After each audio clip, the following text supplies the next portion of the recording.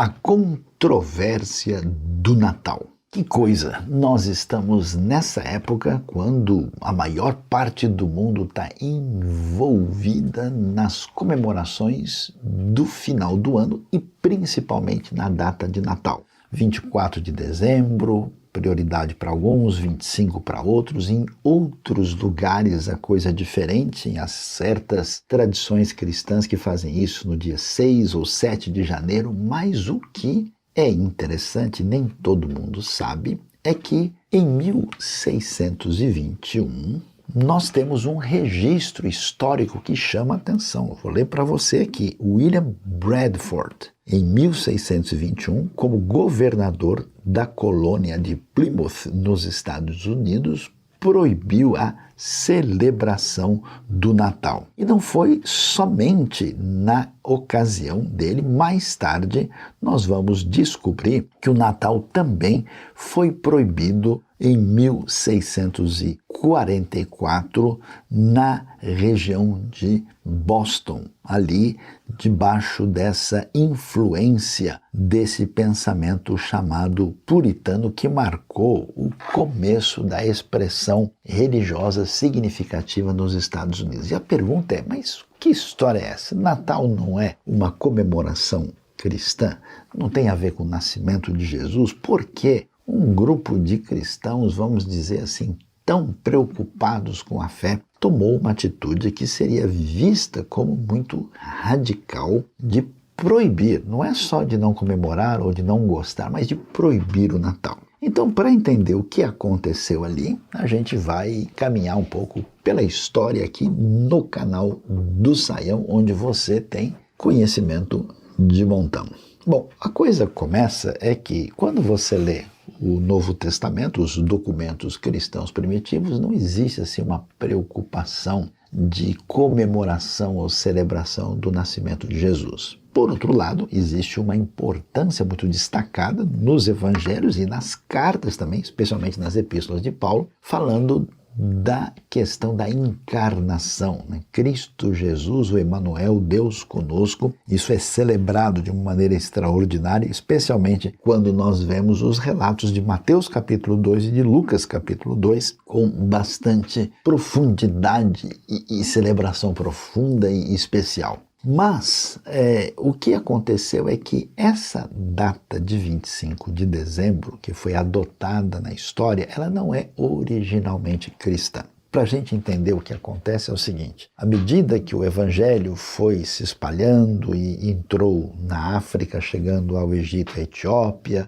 entrou ali na região do Oriente Próximo, especialmente no meio de povos que falavam o dialeto do aramaico, à medida em que ele entrou no mundo grego e depois chegou no mundo latino, por fim, essa realidade desses povos originalmente pagãos, né? Inclusive, a gente vai ver o povo, por exemplo, como os armênios, né? Primeiro o povo como um povo inteiro a se tornar cristão no começo do século IV, esse povo já tinha sua cultura, sua tradição, seu jeito de pensar e de viver. E como o evangelho original vem de uma raiz hebraica ligada ao mundo do antigo Israel e da cultura judaica, vários elementos que estavam nesse contexto judaico passaram a não fazer sentido para essas comunidades e, portanto, eles se comportaram de maneira diferente. E, ao mesmo tempo, eles tinham suas próprias posturas, sua cultura e sua tradição. Então, o que acontece? Na época do inverno, naquela região, especialmente, pensando do Mediterrâneo europeu para o norte, nós temos a época de grande desafio, que aumentam as doenças, é muito frio, tem pouco sol, e a grande questão é que todo mundo estava preocupado em pensar na sobrevivência da vida diante do desafio da morte. Então, havia um culto persa antigo, chamado mitraísmo, havia festividades nesse ambiente greco-romano, e uma das coisas que se celebrava era exatamente o dia em que o sol deixava de ficar tão limitado no espaço do tempo das 24 horas do dia e começava a crescer cada vez mais. O Natalis Solis Invictor, quer dizer, o sol haveria de cada vez aumentar a sua força, a sua influência, derretendo a neve, vencendo o frio e então chegando ao momento da primavera. E quando o Evangelho chega e fala em Jesus como a razão de ser da vida, também da vida eterna, inclusive uma referência a Cristo e que Ele é o sol da justiça, essa associação foi feita e o que a gente pode dizer é que houve uma sobreposição litúrgica, sobreposição cultural, sobreposição celebrativa, em que aos poucos a data dedicada a esse conceito limitado do mundo pagão passou cada vez mais a ter espaço para lembrar do nascimento de Jesus, vencendo aí a morte, vencendo o mal nesse conflito que marca claramente a história humana. Mas acontece que o Natal não parou por aí, né? E, aliás, ele continuou crescendo, os outros povos foram evangelizados. Mais tarde, nós vamos ver a evangelização das tribos germânicas, das tribos celtas e também dos eslavos, né? Então, por exemplo, conta-se que Bonifácio chegou aos germânicos, onde hoje é a atual Alemanha, e trocou o carvalho sagrado por um pinheiro que tinha a ver com o menino Jesus. Mais tarde também nós vamos ter presença crescente da fé cristã atingindo, né, todo o ambiente europeu, chegando às Ilhas Britânicas, chegando aos celtas, chegando até finalmente mais tarde à Escandinávia e um pouco antes disso aos povos eslavos através de um esforço de evangelização dos gregos. E portanto, o que acontece? O Natal virou uma espécie de celebração diversificada. Em alguns ambientes ele tem a marca maior, por exemplo, das tradições mais antigas ligadas ao paganismo. Em outros ambientes, o elemento de cristianização ficou mais definido e mais forte, mas com certeza todos os elementos que aparecem aí é uma mescla de tradições variadas. As luzes parecem ter vindo do ambiente judaico, do Hanukkah. O chamado Papai Noel é o São Nicolau, que viveu na antiga região da Ásia Menor e é um bispo da Igreja Antiga. A troca de presentes provavelmente também tem relação com o que acontecia já na época, no contexto judaico do Hanukkah. A questão dos presépios tenta remontar o que nós temos na tradição bíblica, juntamente com a história dos reis magos e as estrelas. E outras coisas mais recentes, com certeza, tem o apelo comercial que tem um impacto tremendo nessa época, onde se compra e se vende de tudo e as pessoas são muitas vezes dadas aos excessos nas suas celebrações. Então, afinal de contas, Natal pagão, Natal cristão, Natal comercial. Afinal, o que é que a gente deve considerar num momento como esse? Pensando naqueles peregrinos, nos pilgrims da história americana, a ideia deles era qualquer coisa que a gente for fazer que não for explicitamente encontrada no texto bíblico, ela é ilegítima e a gente então não deve nem chegar perto. A gente no máximo deve se lembrar de se reunir uma vez por semana no domingo para celebrar a Deus e a mensagem de Cristo e a sua palavra. Qualquer coisa fora disso não era bem-vinda.